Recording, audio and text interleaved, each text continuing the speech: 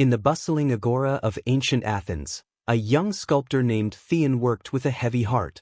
He was skilled, perhaps more skilled than many who received commissions for the great temples, but his workshop remained quiet. He watched as other men, louder and better connected, were praised for work he knew was mediocre. Every whispered criticism from a passerby felt like a hammer blow, and every word of faint praise left him desperate for more. His frustration grew into a bitter cloud, making his hand unsteady and his mind unfocused. One hot afternoon, he saw a crowd gathered around the philosopher Socrates. Theon had seen this man before, barefoot, plainly dressed, and seemingly unworried by the world. He was currently being heckled by a wealthy nobleman, yet Socrates simply smiled, asked a question, and left the nobleman sputtering in confusion. The philosopher seemed to possess a peace that Theon craved more than any gold. Abandoning his workshop, Theon pushed through the crowd and waited until the philosopher was alone. "Master Socrates," Theon said, his voice trembling slightly, "I must ask you something." Socrates turned his kind, ugly face to the young man. The pursuit of truth is a journey for all." "How do you do it?" Theon burst out. "You are mocked by the powerful, yet you are untroubled. I am a sculptor, and I wish to be great, but the smallest word of criticism ruins my day, and the desire for fame eats me alive. I have lost focus on my art. What is your secret to this inner strength?"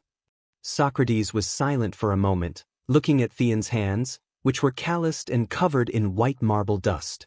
"You are a sculptor," Socrates stated. "Yes," said Theon, a little confused. "When you begin a new block of marble," Socrates asked, "do you ask the fishmonger how to strike it?" "Of course not," Theon replied. "Do you ask the politician which chisel to use?" "No, that is absurd." "Do you listen to the gossip of the crowd to decide where the figure is hidden within the stone?" "Never. I alone must see the form. I alone know the craft." Socrates smiled gently. "Then tell me, Theon, why do you, a master of stone, allow the fishmonger, the politician, and the crowd to sculpt the most important material of all, your own mind and purpose?" Theon was stunned. He had no answer. Socrates continued, placing a hand on the young man's shoulder.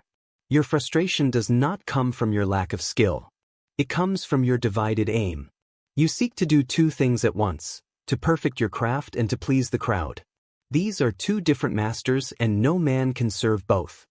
"But if I am not praised," Theon whispered, "how will I know if I am good? How will I find the motivation to continue?" "Look at this," Socrates said, pointing to a perfectly carved, fluted column supporting a porch. "The column does not ask the passing donkey for its opinion. It does not wobble when a critic declares it is too round or too plain. It has one purpose, to hold the roof. It is strong because its purpose is singular. It does its duty. That is its virtue and its reward." Socrates turned Theon to face him. "Your motivation must come from the act itself, not from the echo it produces. Do you love the feel of the chisel? Do you love the moment the stone falls away to reveal a perfect line? Is your purpose to create truth and beauty? If yes, then that is your roof. Hold it up." "What of the critics?" Theon asked. "If a fellow sculptor, one who truly knows the craft, offers you knowledge, listen to him. That is how you learn. But the idle opinions of the crowd? They are nothing. They are noise. They cannot help you cut the stone. When you work, there should only be you, the marble, and the truth you are trying to reveal.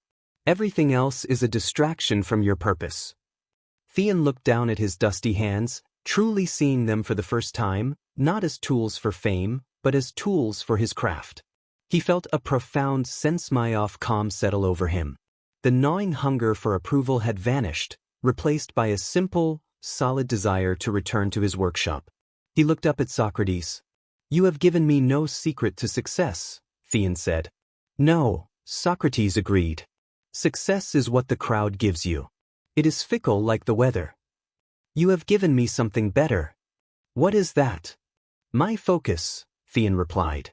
"You have reminded me that the sculptor, not the audience, is the one who must be satisfied with the work." Socrates nodded. "Then go and be a sculptor." Not one who waits for the world to tell him he is good, but one who knows his work is true. An unexamined life is not worth living, Theon. But an unfocused life is not lived at all. Theon returned to his studio. He picked up his hammer and chisel, and for the first time in years, the noise of the agora outside faded away, and all he heard was the sound of his purpose striking stone.